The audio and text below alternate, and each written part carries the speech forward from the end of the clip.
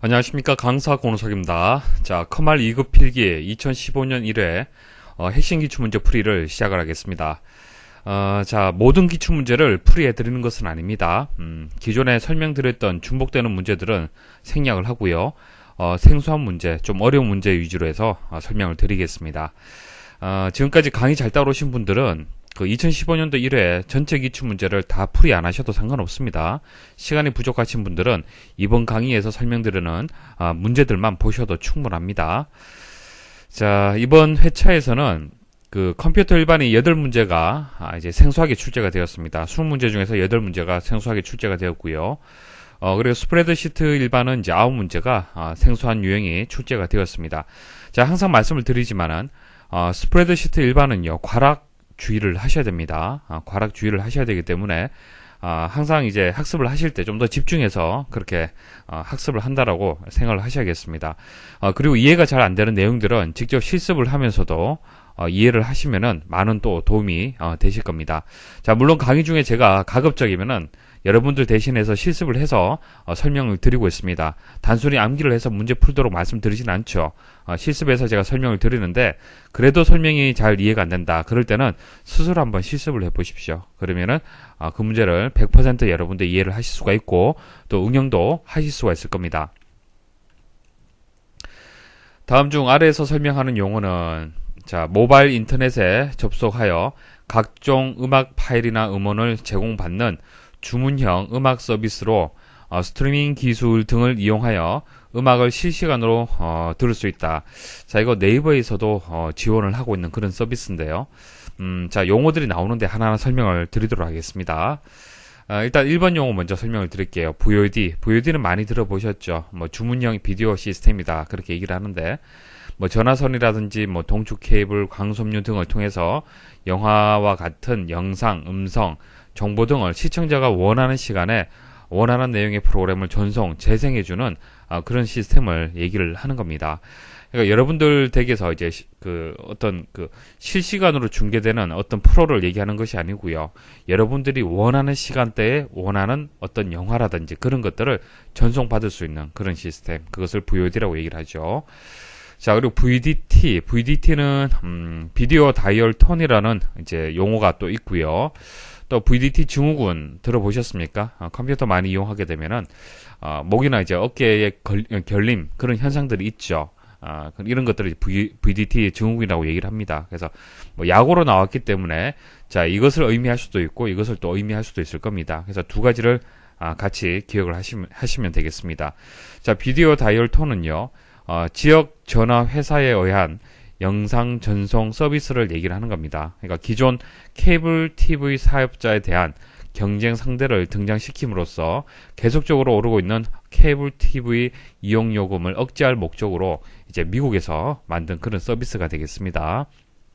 자, 보통은 그 케이블 TV 사업자가 공급을 하잖아요. 그죠? 공급을 하는데 이제 지역 전화 회사에서도 같은 서비스를 할 수 있도록 해주는 겁니다. 그러니까 복수로 이제 업자를 이제 선정을 해주는 거죠. 사업자를 선정을 해주는 겁니다. 그럼 경쟁은 당연히 일어날 수밖에 없겠죠. 자, 이런 용어도 있다는 거 아시면 되고, 자, 그다음 PDA는 지금은 거의 사용하지 않죠. 오른쪽 그림 보시면은 마치 스마트폰처럼 생겼는데요. 과거에 사용했던 그런 이제 전자장치가 되겠습니다. 자, 개인용 정보 단말기인데요. 스마트폰하고 비슷하다라고 보시면 됩니다.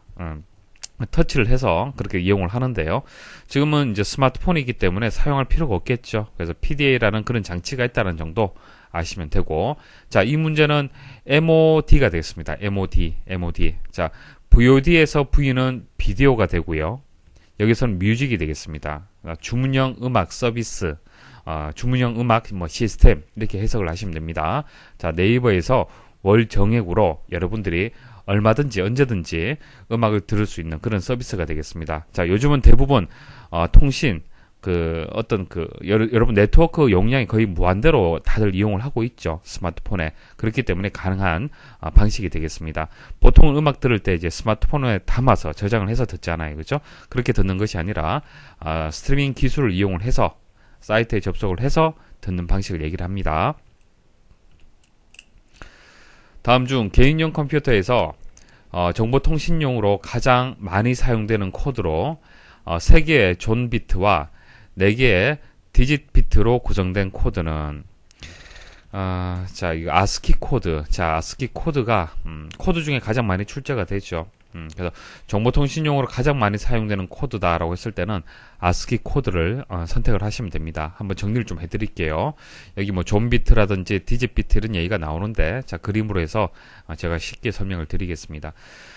자, 문자를 표현하는 코드. 자, 크게 3가지가 있습니다. BCD 코드, ASCII 코드, FCD 코드. 자, 이렇게 뭐 3가지가 크게 있습니다. 자, 이렇게 코드가 이제 필요한 이유가, 이제 컴퓨터 내부적으로 처리되는 것은 사람이 이해하기 좀 어려워요. 컴퓨터 내부적으로는 1과 0의 이진수 형태로 해서 처리가 됩니다. 사람이 이해하기가 좀 어려워요. 그래서 코드로 표시해서 사람이 이해하기 쉽도록 만든 것이 코드가 되는 거예요. 자, 코드가 되는데요. 자, BCD 코드는 이제 6비트 코드가 되겠습니다. 그래서 6비트가 되기 때문에 이에 6승기의 정보를 표현할 수가 있어요. 64개의 자료를 표현할 수가 있습니다. 자, 64개의 정보를 표현할 수가 있기 때문에 영소 문자는 사용할 수가 없어요. 그러니까 뭐 숫자도 있을 거고요.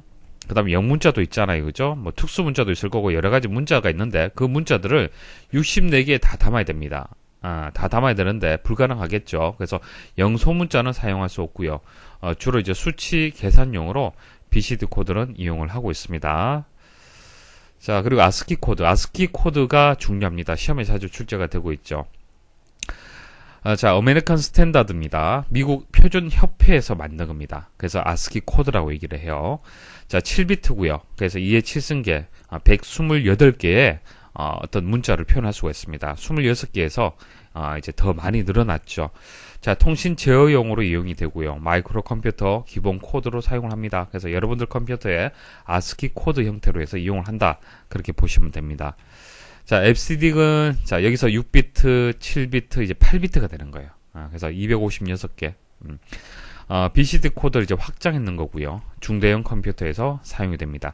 자, 여기서 존 비트라는 얘기가 있고 이제 디짓 비트라는 게 있죠. 자, BCD 코드는 총 6비트인데요. 앞에 존 비트는 이제 2개의 비트를 존 비트로 쓰고요. 디짓 비트는 4비트를 쓰고 있습니다. 아스키 코드에서는 존 비트가 3개, FCD 코드에서는 4개예요. 그래서 디짓 코드 디짓 비트는 각각 4개로 동일합니다. 동일한데 존 비트만 하나씩 늘어나는데요. 각각의 역할이 조금 달라요. 각각의 비트가 하는 역할이 다른데 그런 자세한 내용은 모르셔도 되고요. 아스키 코드가 존 비트는 3개, 디짓 비트는 4개다라는 정도 기억을 하시면 되겠습니다. 자, 4번이 정답이 되겠습니다.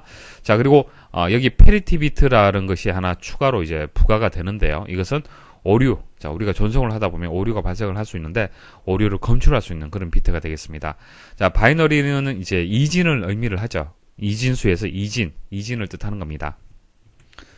다음 중 인터넷 기능을 결합한 TV로 각종 앱을 설치하여 웹서핑, VOD 시청, 게임 등 다양한 기능을 활용할 수 있는 다기능 TV를 의미하는 용어는, 자, 뭐 다들 아실 텐데 이거 스마트 TV가 되겠습니다.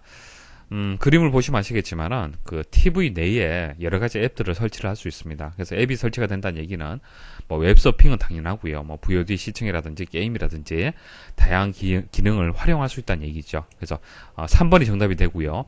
자, IPTV는 조금 다르죠. IPTV. 이것도 인터넷을 이용하는 방식입니다. 자, IP가 인터넷을 뜻하는 것이죠.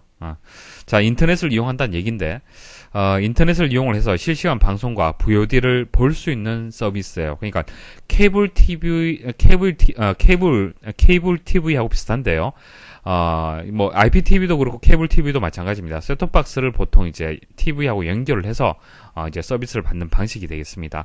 근데 서비스를 받는 것이 케이블 TV하고 다른 점은 IPTV는 인터넷 기반이라는 얘기예요. 인터넷 기반. 자, 그래서 뭐 TV를 다시 본다든지 영화를 다시 본다든지 그런 것들을 서비스를 받을 수가 있습니다. 그게 IPTV가 되겠습니다. 다음 중 컴퓨터에 전원이 연결된 상태에서 장치를 연결하거나 분리할 수 있도록 하는 기능을 의미하는 것은 핫 플러깅이라고 설명드린 적은 있을 겁니다. USB 설명을 드리면서 핫 플러깅에 대해서 말씀을 드렸는데 같은 뜻입니다. 핫 스와핑 같은 뜻이에요. 그러니까 USB 여러분들 뭐 메모리, USB 메모리가 있으면은 컴퓨터 전원이 켜져 있는 상태지만은 장치를 연결할 수 있죠. 가능합니다. 그게 핫 스와핑이 되는 거예요. 자, 그다음 1번에 플러그 앤 플레이. 자, 플러그 앤 플레이. 연결하고 바로 이용할 수 있다는 뜻이죠. 자, 하드웨어 장치를 추가할 때 운영체제가 이를 자동으로 인식하여 설치 및 확인어 설정을 용이하게 해주는 기능. 한마디로 USB 메모리, 새로운 장치지만은 그냥 연결을 하면은 자동으로 인식이 되죠. 자, 윈도우즈 7이라든지 윈도우즈 XP에서 자동으로 인식을 합니다. 그게 플러그 앤 플레이 기능을 지원을 하기 때문에 그렇습니다. 자, 일반적인 장치들은 이제 연결을 하고 거기에 맞는 드라이버를 설치를 해야 됩니다. 자, 만일 사운드 카드라면 이 사운드 카드가 어떤 회사의 어떤 모델인지 운영체제한테 인식을 시켜줘야겠죠. 그게 드라이버가 되는 거예요. 드라이버. 자, 해당 그 사운드 카드의 드라이버를 설치를 해야만 인식이 되는데 플러그 앤 플레이를 지원을 한다라면 자동으로 인식을 한다는 얘기입니다. 자, 채널은요. 입출력 전용 프로세서를 얘기를 하는 겁니다. 프로세서라는 얘기는 CPU를 뜻하는 겁니다. CPU. 자, 입출력을 전용으로 하는 CPU를 채널이라고 얘기를 합니다. 자, 입출력 장치와 주기억 장치를 연결하는 중개 역할을 하는 거고요. CPU의 명령을 받고 입출력 조작을 개시하면 CPU와 독립적으로 조작을 한다. 자, 왜 채널이라는 장치가 왜 필요한지 설명을 드릴게요. 자, 입출력 장치가 있어요. 자, 입출력 장치가 있습니다. 뭐 프린터라든지 모니터라든지 이런 것들이 마우스, 키보드 이런 것들이 다 입출력 장치죠. 근데 이런 입출력 장치는요. 다 CPU가 관여를 해줘야만 작동이 됩니다. CPU가 모든 역할을 다 하죠. 자, 그런데 입출력 장치는요, 속도가 느리죠. 그래서 매번 입출력을 하기 위해서 CPU가 관여하기에는 좀 어렵습니다. 그래서 따로 이제 입출력을 이제 전담하는 CPU를 하나 만드는 거예요. 추가를 하는 겁니다. 그게 채널의 개념이 되는 겁니다. 아시겠죠? 그래서 입출력 장치 하고요. 자, 주기억 장치 하고요. 자, 그것을 연결해주는, 자, 이 사이에서 연결해주는 그런 역할을 합니다. 자, 인터럽트는 CPU가 프로그램을 실행하는 도중에 예기치 않은 상황 때문에 그 실행을 일시 중단하고 다른 프로그램을 실행하도록 제어하는 것이다. 자, 쭉 처리를 하다가 갑자기 정전이 발생을 했어요. 그러면은 현재 작업을 바로 수행할 수가 없겠죠. 일단 정전에 따른 현재 상태를 저장을 한다든지 그런 작업을 해야 될 겁니다. 그게 이제 인터럽트가 되는 겁니다. 다음 중 컴퓨터를 처리 능력에 따라 분류할 때 이에 해당되지 않는 컴퓨터는, 자, 컴퓨터를 분류하는 방법 크게 세 가지가 있습니다. 처리 능력. 자, 처리 능력에 따라서 분류하는 방법이 있어요. 슈퍼컴퓨터가 가장 초대형 컴퓨터가 되고요. 그 다음 메인프레임, 그 다음 미니 컴퓨터, 그 다음 마이크로 컴퓨터가 되겠습니다. 여러분들이 사용하고 있는 컴퓨터가 마이크로 컴퓨터라고 보시면 돼요. 그래서 워크스테이션이라든지 데스크탑이라는 것은 PC 생각하시면 되고, 자, 휴대용 컴퓨터, 뭐 노트북이라든지 랩탑, 자, 이런 것들을 얘기를 하는 겁니다. 자, 워크스테이션은요, 이것은 이제 보통 서버용으로 보통 이용하는 그런 이제 컴퓨터를 얘기를 하는 겁니다. 그러니까 외형은 여러분들이 사용하고 있는 개인용 컴퓨터하고 비슷한데요. 성능은 거의 미니 컴퓨터 정도 수준의 성능을 가지고 있습니다. 자, 이것도 이제 분류를 봤을 때는 마이크로 컴퓨터의 종류 중에 한 가지라고 보셔야 되고요. 자, 이렇게 이제 처리 능력에 따라서 분류가 된다는 거 아셔야겠습니다. 그래서 1번에 하이브리드 컴퓨터가 일단 정답이 되겠죠. 퍼스널 컴퓨터는 PC를 얘기를 하는 거죠. 같은 뜻입니다. 자, 2번에 보시면은 데이터 취급에 따른 분류도 있습니다. 자, 데이터는 크게 아날로그가 있고 디지털이 있죠. 그래서 디지털 컴퓨터와 아날로그 컴퓨터를 일단 나뉘고요. 자, 이 두 개를 하이브리드 형태로 해서 만든 컴퓨터가 또 하이브리드 컴퓨터가 되겠습니다. 두 가지를 더 이제 장점을 다 이용하는 그런 컴퓨터라고 보시면 됩니다. 자, 그리고 사용 용도에 따른 분류가 있어요. 범용은 뭡니까? 특별한 용도가 있는 것이 아니고요. 일반적으로 전체적으로 사용을 한다라는 그런 의미를 가지고 있습니다. 그러니까 여러분들 PC 있죠? PC가 범용 컴퓨터가 되는 거고요. 자, 전용 컴퓨터, 어떤 연구 목적으로 해서, 어떤 계산을 목적으로 해서 만든 컴퓨터, 그런 전용 컴퓨터가 있겠습니다. 자, 다음 중 학교를 나타내는 기관 도메인과 종류에 대한 연결이 옳지 않은 것은, 자, 여기 보시면 초등학교, 중학교, 고등학교, 대학교 이렇게 나왔는데요. 영문자를 아시면 쉽게 답을 선택할 수가 있을 겁니다. 자, 정답은 이제 3번이 정답이 되겠습니다. 자, 하이스쿨. 그래서 HS가 되는 거예요. HS. 그러니까 SC가 아니고요. HS가 되는 겁니다. 자, 그래서 뭐 www.기사퍼스트.es.kr 하게 되면은 한국의, 자, ES는 초등학교죠. 초등학교다. 기사퍼스트라는 초등학교다. 자, 그런 의미를 가지는 도면이 되는 겁니다.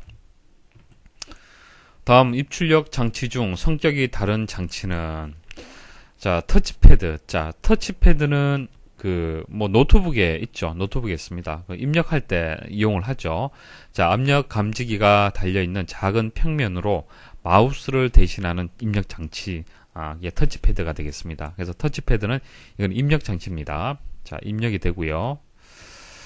그 다음, 이제 OCR이 여기서 O가 뜻하는 것이 옵티컬, 그러니까 빛을 뜻하는 건데, 문서에 새겨진 글자를 빛을 이용을 해서 판독, 읽어내는 장치예요. 그래서 이것도 입력 장치입니다. 읽어서 이제 입력하는 그런 이제 장치가 되는 겁니다. 자, LCD는 여러분 잘 아시죠? 이거 뭡니까? 모니터잖아요. 그렇죠? 자, 이것은 뭡니까? 출력이죠. 출력입니다. 이거는 입력, 이것도 입력이고, 트랙볼도 오른쪽에 그림으로 나와 있는데 마우스하고 비슷해요. 자, 이것도 입력 장치가 되겠습니다. 그래서 출력 장치인 LCD가 정답이 되겠습니다. 다음 중 윈도우즈 탐색기에서 파일이나 폴더를 선택하는 방법으로 옳은 것은, 자, 1번 보시면은 폴더 내의 모든 항목을 선택하려면 Alt A 키를 누른다. 자, Alt A가 아니고요. Ctrl A가 되겠습니다. Ctrl A. 자, Ctrl A를 누르시면은 모두 선택이 됩니다. 자, A가 all을 생각하시면 되겠죠. 자, 2번 선택한 항목 중에서 하나 이상의 항목을 제외하려면 컨트롤 키를 누른 상태에서 제외할 항목을 클릭한다. 자, 우리가 마우스로 이렇게 클릭을 할 때, 클릭을 하게 되면 그냥 하나씩밖에 선택이 안 되죠. 근데 여러 개를 선택하고 싶어요. 그러면은 컨트롤 키 누르고요. 선택. 이렇게 하시면 됩니다. 그래서 이렇게 연속되지 않은 파일이나 폴더를 선택을 할 때, 자, 3번 바로 설명 좀 드릴게요. 연속되어 있지 않은 파일이나 폴더를 선택할 때 Shift 키를 누른 것이 아니고요. 컨트롤 키예요. 자, 컨트롤 키를 눌러서 이렇게 선택을 할 수 있습니다. 일단 3번은 틀렸죠. 자, 근데 2번은 맞습니다. 자, 2번은 다른 설명이죠. 선택한다는 것이 아니고 제외한다는 뜻이죠. 그러니까 제외할 때도 동일해요. 자, 다시 컨트롤 키 누른 상태에서 클릭해 보십시오. 또 제외가 됩니다. 자, 그래서 선택하거나 제외할 때 컨트롤 키를 누르시면 되는 거예요. 연속되지 않은 파일, 폴더들을 선택을 할 때. 자, 그래서 2번이 정답이 되고요. 자, 연속되는 여러 개의 파일이나 폴더 그룹을 선택하려면 첫째 항목을 클릭한 다음 컨트롤 키를 누른 상태에서 마지막 항목을 클릭을 한다. 자, 컨트롤 키 누르면 이것은 각각 선택한다는 뜻이죠. 자, 선택을 이제 하려면은 Shift 키를 눌러 주셔야 돼요. Shift 키를 눌러 주셔야만 연속되게 선택이 됩니다. 그래서 4번도 설명이 틀렸네요. 다음 중 시트 보호 기능에 대한 설명으로 옳지 않은 것은, 자, 시트 보호는요, 입력된 내용이나 차트, 행, 삽입, 삭제 등 변경할 수 없도록 보호하는 겁니다. 여러분들이 시트를 이제 하나 작업을 했어요. 그 작업한 것을 다른 사람이 함부로 편집을 해서는 안 될 겁니다. 그리고 편집해서는 안 되는 아주 중요한 내용들, 여러분들 실수로 편집되지 않도록, 수정되지 않도록 설정하는 방법이 있습니다. 자, 뭐 이렇게 작업을 했다고 일단 가정을 할게요. 이런 작업을 했습니다. 자, 이것을 보호하고 싶어요. 자, 검토 탭에 가시면요, 변경 내용에 보시면 시트 보호라고 있습니다. 여기에다가 비밀번호를 설정을 하시고요. 워크시트에서 허용할 내용, 자, 체크를 하면 그 부분은 허용이 됩니다. 체크하지 않으면 이런 부분들이 이제 보호가 되는 거예요. 그래서 이렇게 보호를 하겠다. 자, 그리고 확인 버튼 눌러 볼게요. 자, 다시 비밀번호 한번 입력을 해 주시고요. 자, 한번 제가 추가로 입력을 해 볼게요. 입력을 하려니까 메시지가 나오죠. 변경하려는 셀 또는 차트가 보호되어 있으며 읽기 전용입니다. 보호된 셀이나 차트를 수정하려면 먼저 검토 탭에, 자, 검토 탭에 변경 내용 그룹에서 시트 보호 해제, 자, 보호도 할 수도 있고 해제도 할 수 있습니다. 시트 보호 해제 명령을 사용하여 보호를 제거하십시오. 자, 암호로 입력하라는 메시지가 표시될 수 있습니다. 이렇게 나옵니다. 그러니까 지금 데이터 입력 안 됐죠. 오른쪽 버튼 클릭을 했을 때 셀 서식도 못 들어갑니다. 잠겨져 있기 때문에 보호되어 있는 상태죠. 자, 해제하는 방법을 한 번 더 눌러서 비밀번호 입력을 해주시면은 또 이렇게 해제가 됩니다. 이제 입력을 할 수가 있겠죠. 자, 1번 보기 보겠습니다. 새 워크시트의 모든 셀은 기본적으로 잠금 속성이 설정되어 있다. 자, 오른쪽 버튼 클릭을 해서 자, 셀 서식에 가시면요. 자, 보호 탭이 있습니다. 보호 탭 보시면은 잠금이라고 선택되어 있죠. 자, 이게 기본값이에요. 기본적으로 체크가 다 되어 있습니다. 자, 근데 잠금은 사실 되어 있지 않죠. 기본적으로 잠금되어 있지 않습니다. 얼마든지 여러분들 작업할 수 있잖아요. 그죠? 자, 이 잠금이 활성화되려면은, 실제 적용이 되려면은 조금 전처럼 시트 보호를 적용을 해줘야 돼요. 시트 보호를 적용을 해주면은 그때 잠금이 작동이 되는 겁니다. 아시겠습니까? 자, 밑에 한번 읽어보십시오. 셀 잠금 또는 수식 숨기기를 적용하려면 워크시트를 보호해야 합니다. 워크시트를 보호하려면 검토 탭에서 변경 내용 그룹을 선택한 다음 시트 보호 단추를 클릭하십시오. 그 말이에요. 이게 실제 적용이 되려면은 시트 보호를 클릭을 해야 된다라는 그런 뜻이 되는 겁니다. 그래서 1번은 맞는 설명입니다. 기본적으로 잠금 속성이 설정되어 있고요. 자, 2번. 워크시트에 있는 셀을 보호하기 위해서는 먼저 셀의 잠금 속성을 해제해야 된다. 자, 이거 해제하고요. 해제하고 조금 전처럼 시트 보호를 적용을 하면요. 한번 보여드릴게요. 자, 시트 보호를 적용을 해보겠습니다. 적용이 되는지 안 되는지 한번 보세요. 자, 그리고 데이터 입력을 해볼게요. 입력되네요. 실질적으로 시트 보호가 적용이 안 됐죠. 왜냐하면은 잠금 속성이 해제가 되어서 그렇습니다. 그러니까 셀을 보호하기 위해서는 잠금 속성을 기본값인 체크를 그대로 유지해 둬야 됩니다. 그래서 2번이 이제 정답이 되겠습니다. 3번 시트 보호를 설정하면 셀에 데이터를 입력하거나 수정하려고 했을 때 경고 메시지가 나타난다. 좀 전 보여드렸고요. 자, 4번 셀의 잠금 속성과 숨김 속성은 시트를 보호하기 전까지는 아무런 효과를 나타내지 않는다. 시트 보호를 해야만 그게 이제 실질적인 효과가 나는 겁니다. 자, 그래서 2번이 정답이 되겠습니다. 다음 중 아래 워크시트에서 D 두 번째 셀에 그림과 같이 수식을 입력할 때 발생하는 문제는, 자, 뭐 정상적인 것 같지만은 이거 좀 뭔가 잘못되었어요. 자, 합계를 구하는데 A 두 번째에서 D 두 번째입니다. 자, D 두 번째. 수식이 입력된 셀까지 같이 포함이 되어서 수식이 입력이 되었습니다. 그럼 어떻게 될까요? 여기서 구해지는 결과값이 다시 또 합이 구해질 거고 또 다시 합이 구해질 거고 계속 순환 반복되겠죠. 이것을 순환 참조라고 얘기를 하는 겁니다. 순환 참조. 그래서 수식이 입력된 셀을 그 수식에서 다시 참조하는 경우, 이거 잘못되었잖아요. 그죠? 자, 이렇게 하면은 이제 오류가 발생을 해요. 이게 순환 참조 경고가 되겠습니다. 자, 나머지도 한번 보도록 할게요. 자, 샵에서 쭉 나오는 경우가 있습니다. 이 경우는요. 자, 이와 같이 나오는 경우는 실제 데이터는 이만큼 긴데 셀의 폭이 작잖아요. 그죠? 그래서 좁을 때 발생하는 그런 오류값이 되겠습니다. 자, 그리고 넘버. 자, 이 넘버 오류는 수의 범위를 벗어났을 때 표현할 수 있는, 그러니까 엑셀에서 표현할 수 있는 수의 범위를 벗어났을 때 발생을 합니다. 자, 파워라는 것은 지수 함수예요. 뭐 2의 뭐 8승 이런 지수 있죠. 그래서 1234의 지수 값이 이만큼 되는 겁니다. 이렇게 해버리면은 넘버 오류가 발생을 하고요. 그다음 레퍼런스 오류. 이거는 참조가 유효하지 않을 때, 자, A 첫 번째 셀과 B 첫 번째 셀을 더해라 라는 수식을 입력을 했어요. 그리고 난 뒤에 B열을 삭제를 해버리는 겁니다. 이게 삭제가 돼버리는 거죠. 그러면 참조가 유효하지 않죠.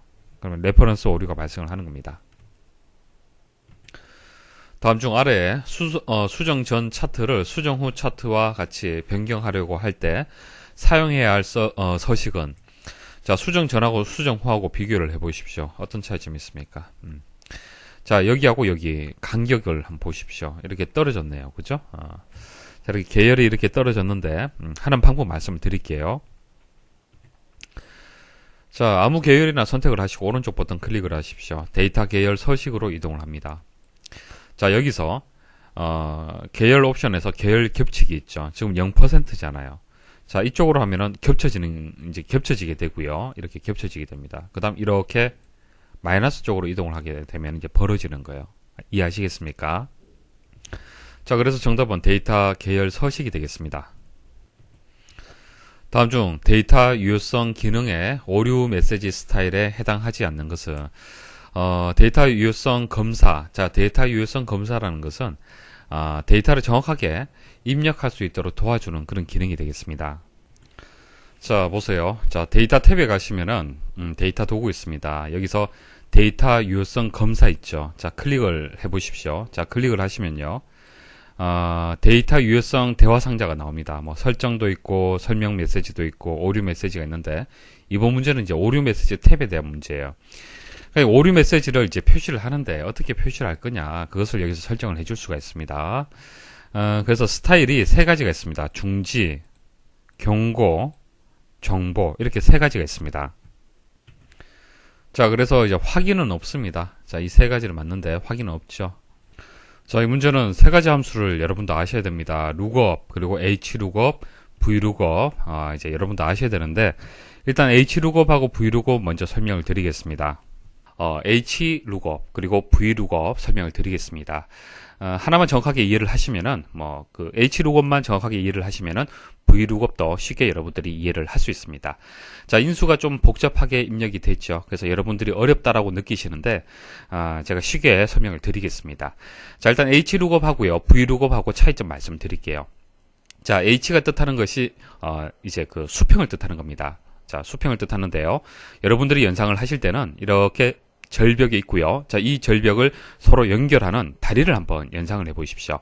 자, 이 다리는 수평, 그러니까 행으로 이제 이렇게 이제 그 다리가 이제 놓여지는 거잖아요. 그죠? 그런 상황을 여러분들이 머리에 한번 그려 보십시오. 그래서 H라고 붙었을 때는, 이것은 행이다. 행을 기준해서 데이터를 찾는다. 그렇게 연상을 하시면 되겠습니다. 자, 행을 기억을 하시고요. 자, 그 다음 V는 위에서 아래로 이렇게 떨어지잖아요. V라고 입력을 할 때. 그죠? 그래서 이것은, 이제 열이 되는 겁니다. 수직, 열이 되는 거예요. 자, 그런 식으로 해서 일단 hlookup-하고 vlookup-하고, 일단 그 구분을 할 수가 있어야 됩니다. 자, 그리고 이제 데이터를 찾는데 어떤 방식으로 찾는지 제가 설명 좀 드려볼게요. 자, 일단 hlookup은 수평입니다. 자, 행을 기준해서 데이터를 찾는 방식인데요. 일단 이런 상황을 한번 예를 들어 설명을 한번 드려볼게요. 자, 여러분들 반에, 자, 이렇게 반에 학생들이 이렇게 있습니다. 반에 학생들이 있고, 자, 앞쪽에 이렇게 칠판이 놓여져 있고, 그 다음에 선생님이 이렇게 있습니다. 자, 선생님이, 자, 각 학생들의 이름을 알게 되면은 직접적으로 이렇게 호명을 할 수가 있겠죠. 맞습니까? 자, 이름을 알고 있는 것이 가장 좋아요. 그쵸? 자, 그런데 이름을 다 모르잖아요. 그죠? 선생님 이름 다 모릅니다. 그래서, 이 선생님은 다 모르지만은 첫 번째 줄에 있는, 첫 번째 행에 있는 학생들의 이름은 안다라고 가정을 할게요. 그래서, 만일 이 3이라는 학생의 이름을 호출을 하려면은, 자, 이 3이 소속되어 있는 자, 이게 같은 열이잖아요. 그죠? 같은 열에 있는 학생의 이름을 호출을 먼저 하는 거예요. 그래서 2를 먼저 호출을 하고, 자, 2에서 두 번째에 행에 있는 학생이다. 이런 식으로 찾는다라고 가정을 하겠습니다. 자, 그런 식으로 찾는다라고 가정을 했을 때 hlookup에서 필요한 인수들이 어떤 것이 필요하겠습니까? 한번 생각해 보십시오. 자, 일단 전체 범위, 자, 범위가 들어가줘야겠죠. 자, 범위, 반을 뜻하는 범위 들어가줘야 되고요. 그리고 첫 번째 행에 있는 학생들의 이름은 안다고 그랬고요. 첫 번째 행의 이름 중에서 자, 이라는 학생 이름은 알고 있다라고 했습니다. 그래서 이것이 검색 값이 되는 거예요. 검색 값. 그리고 이 학생의 이름에서 뒤에 이런 식으로 몇 번째 행 이런 식으로 표시를 하겠죠. 그래서 행이 들어가 주는 겁니다. 행. 두 번째 행.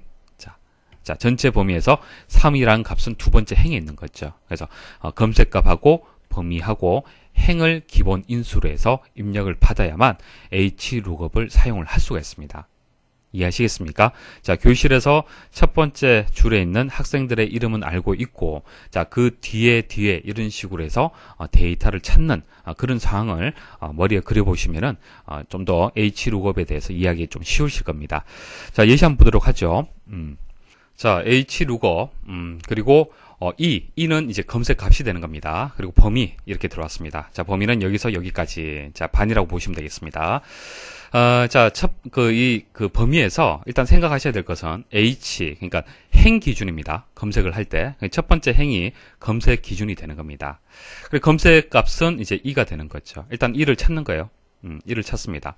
찾고, 그 다음에, 행 값이 2가 되는 거죠. 그래서, 이 범위에서 이게 첫 번째 행, 자, 그 다음에 이게 두 번째 행이잖아요. 그죠? 그래서, 이제 3이랑 결과값을 찾게 되는 겁니다. 자, 뒤에 이제 옵션이 이제 0이 들어갈 수도 있고, 이제 뭐 1이 들어갈 수도 있는데요. 자, 차이점을 설명을 드리겠습니다.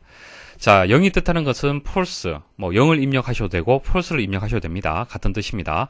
자, 0이 입력되면은 정확하게 일치하는 값을 찾는 겁니다. 그러니까 첫 번째 행에서 A, B, E라고 데이터가 있는데, 자, 이 데이터에서 E가 지금 동일한 값이 여기 존재하잖아요. 그쵸?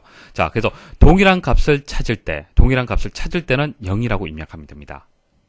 근데, 1이라든지 생략을 하게 되면은, 조금 달라집니다. 자, 찾는 값보다 크지 않으면서 가장 근접한 값을 찾는 그런 옵션이 되는 겁니다. 자, 아래쪽 예시 한번 보도록 하죠.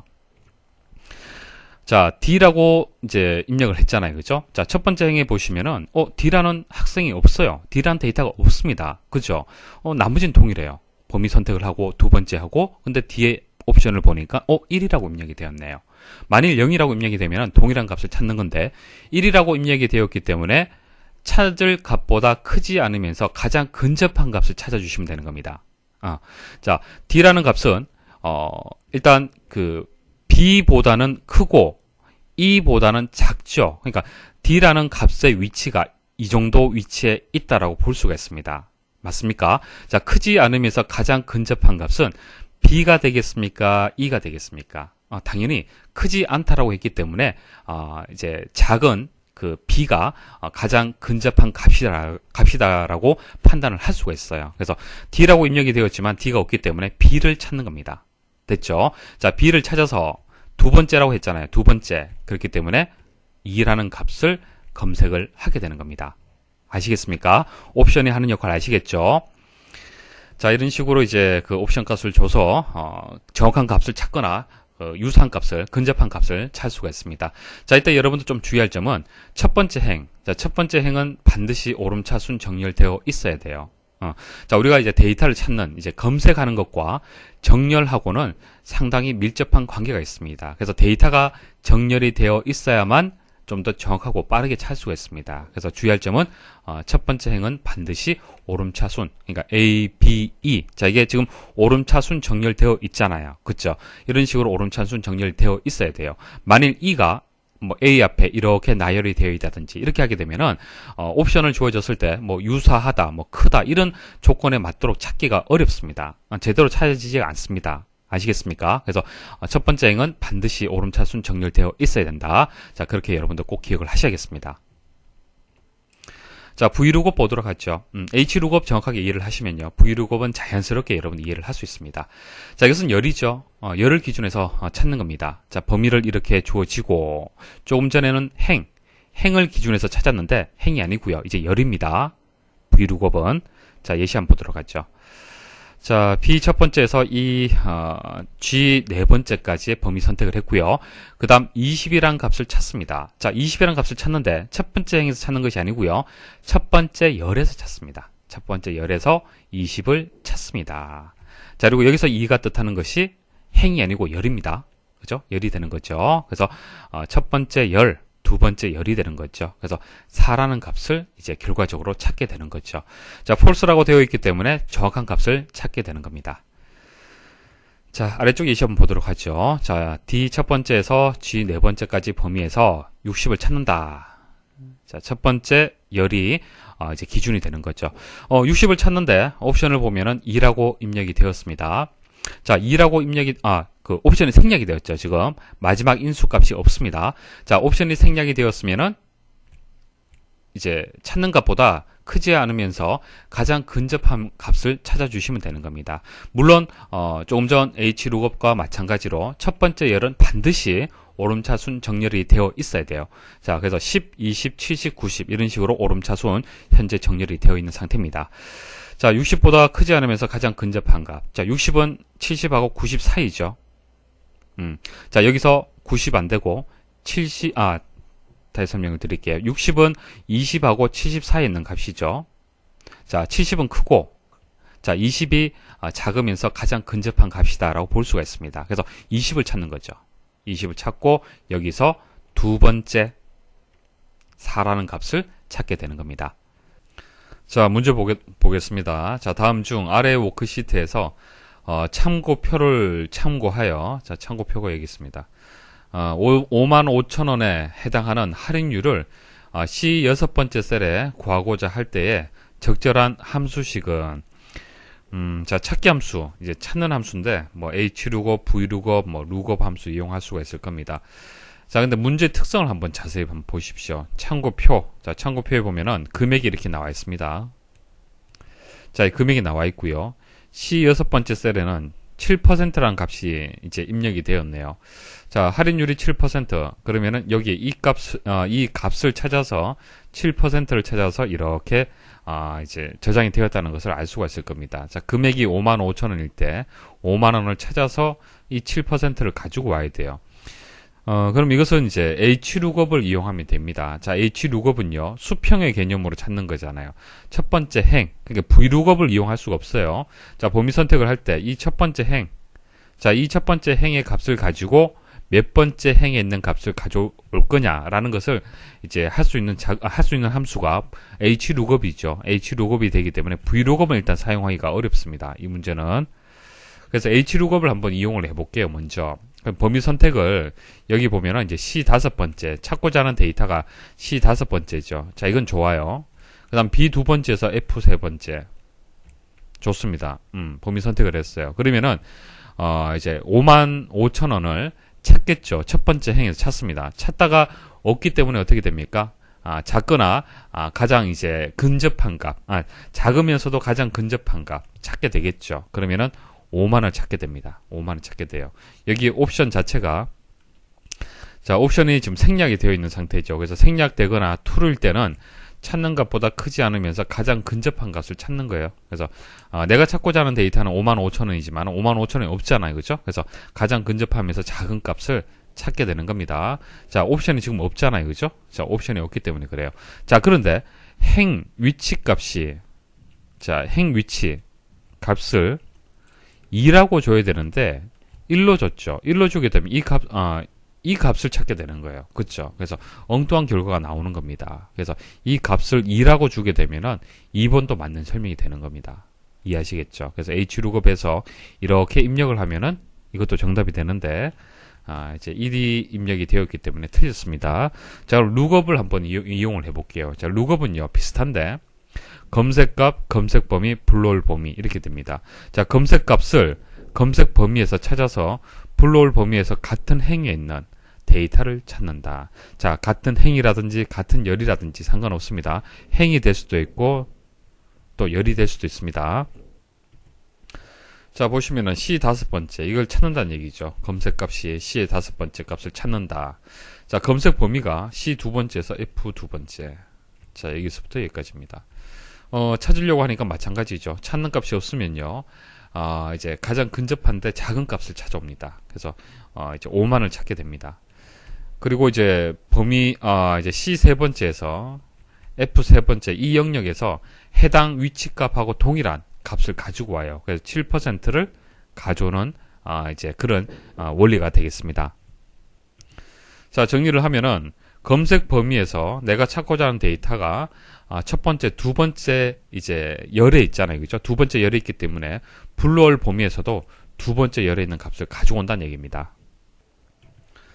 다음 중 항목 레이블이 월, 분기, 연도와 같이 일정한 간격의 값을 나타내는 경우에 적합한 차트로 일정 간격에 따라 데이터 추세를 표시하는 데 유용한 것은 자, 이거 꺾은선형에 대한 설명이 되겠습니다. 자, 일정 기간 동안에 데이터 변화 추세를 확인할 때는 꺾은선형이 적합한 차트가 되겠습니다. 자, 예시 한번 보시면은 뭐 TV, 에어컨, 냉장고, 자, 연도별로 해서 판매량, 판매량을 꺾은 선 형태로 해서 표시를 했습니다. 자, 이렇게 이제 뭐 월이라든지 분기라든지 연도 이런 일정한 간격으로 해서 이제 차트를 표현을 할 때는 꺾은 선형으로 해서 표시를 하면 됩니다. 그래서 3번이 정답이 되겠습니다. 다음 중 페이지 나누기 기능에 대한 설명으로 옳지 않은 것은, 자, 페이지를 나누는 이유가 우리 저 아래 한글 같은 경우에는 우리가 입력할 때 보통 이제 A4 정도 사이즈로 해서 이제 입력할 수 있도록 페이지당 이렇게 입력할 수 있도록 되어 있을 겁니다. 그래서 여기서부터 여기까지 입력하면 이게 한 페이지구나라고 판단할 수가 있고, 출력할 때도 이게 한 페이지로 출력되어 있구나라고 우리가 예상을 하면서 어떤 워드 프로세스 작업을 할 수가 있겠죠. 자, 근데 엑셀은요 워드 프로세스 프로그램이 아니죠. 그렇기 때문에 시트란 단위로 해서 데이터가 저장이 이제 시트란 단위로 해서 여러분들 작업이 이제 되는 겁니다.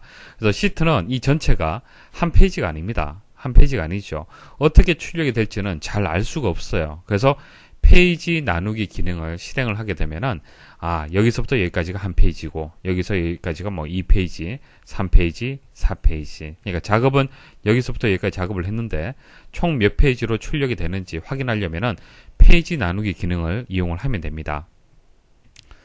자, 보세요. 데이터가 이렇게 많이 입력이 되어 있습니다. 자, 화면을 좀 축소를 해 볼게요.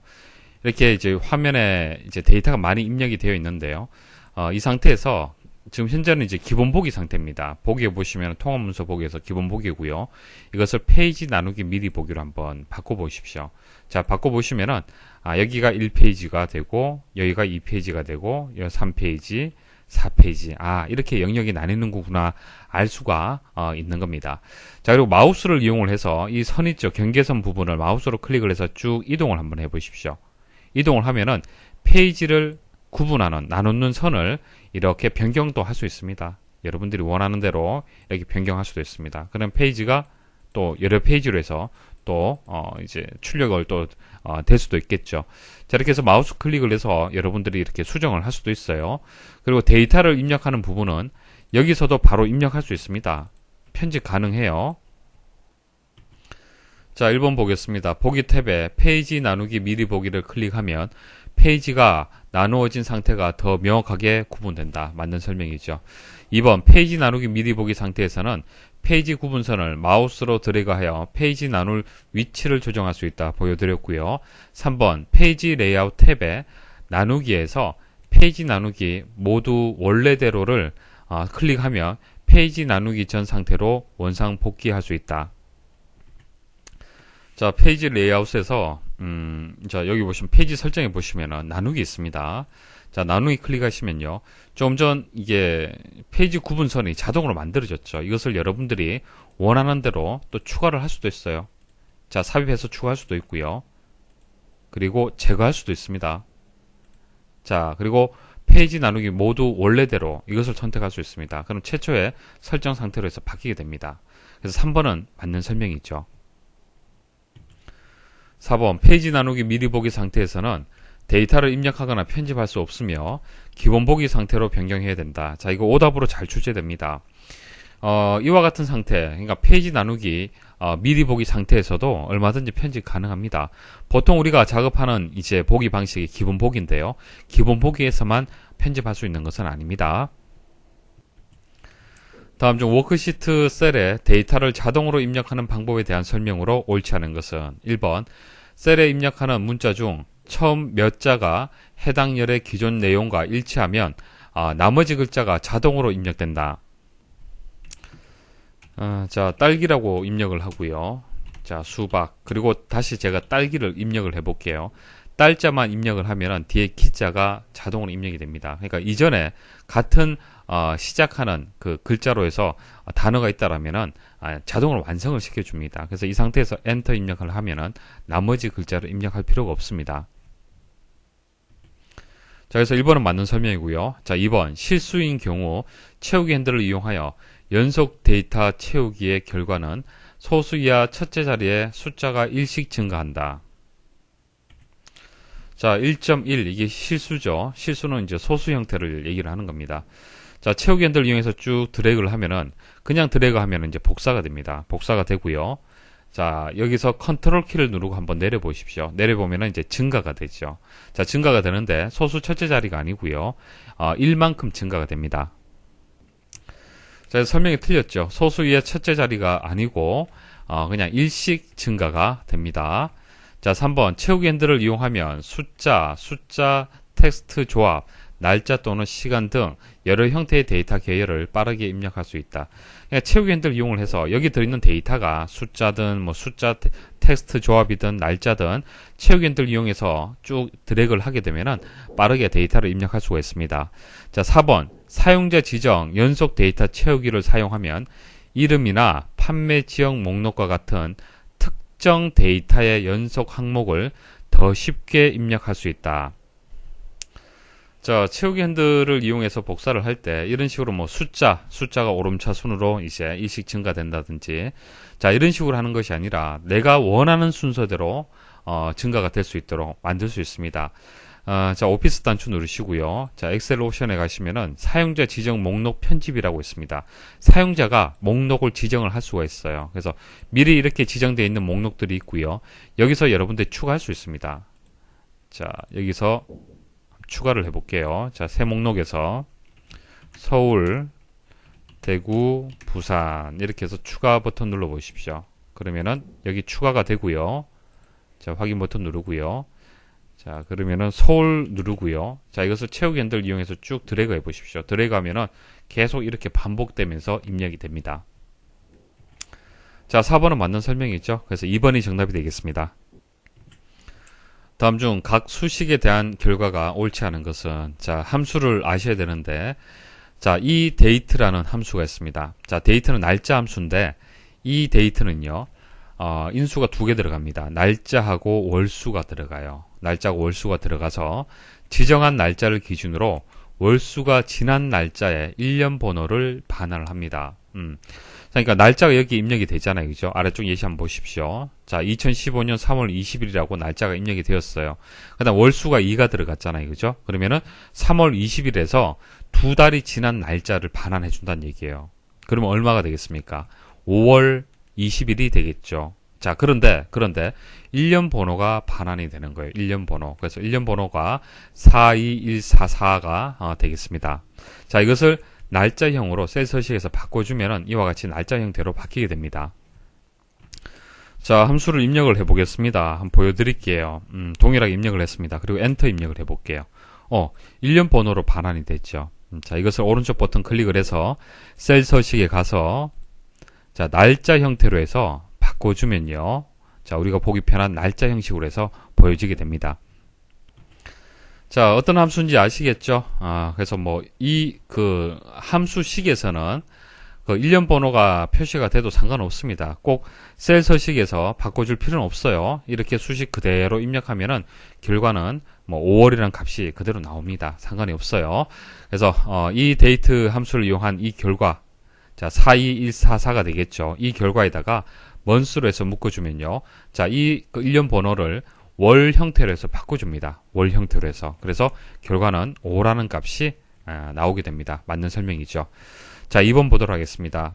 같은 형식이네요. 보시면은 3월 20일인데 3이 들어갔네요. 그러면은 4월, 5월, 6월이 되겠습니다. 그래서 6월 20일 맞고요. 자, 25 months는 end of. 자, 이렇게 뭐 비슷한 함수인데요. 날짜고 월수가 들어갑니다. 그냥 지정한 날짜를 기준해서 월수 지난 날이 아니고요. 지난 날이 아니고 지난 그 달의 마지막 날짜예요. 마지막 날짜. 자, 보시면은, 자, 보세요. 3월 20일이죠. 자, 2라고 들어갔어요. 그러면은, 이제 3월, 4월, 5월이 되겠죠. 자, 5월 20일에서 이 5월 달의 마지막 날짜. 그래서 5월 31일이 되는 겁니다. 주의를 하셔야겠죠. 그래서, 이 데이트 함수하고, 이오 먼스하고 비슷한 것 같지만 다릅니다. 결과가. 그래서 정답은 이제 3번이 정답이 되겠네요. 5월 20일이라고 했기 때문에 틀렸습니다. 자, 4번 보도록 하겠습니다. 자, 이 데이터 함수네요. 마이너스 3은 반대입니다. 반대. 자, 2월, 지금 3월이잖아요. 그죠? 2월, 1월, 12월이 되는 거예요. 그래서 2014년 12월, 20일이 되는 겁니다. 4번도 맞는 설명이네요. 정답은 3번이 되겠습니다. 자, 여기까지 해서 기출문제 풀이를 마치도록 하겠습니다. 수고하셨습니다.